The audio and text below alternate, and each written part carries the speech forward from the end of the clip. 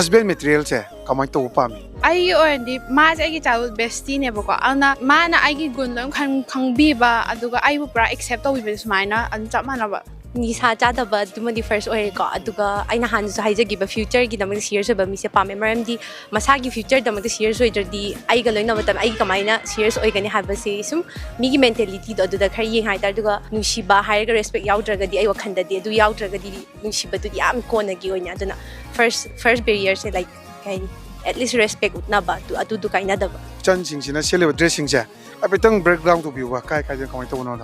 oh ay pen se she's online dagi pens online dagi first is online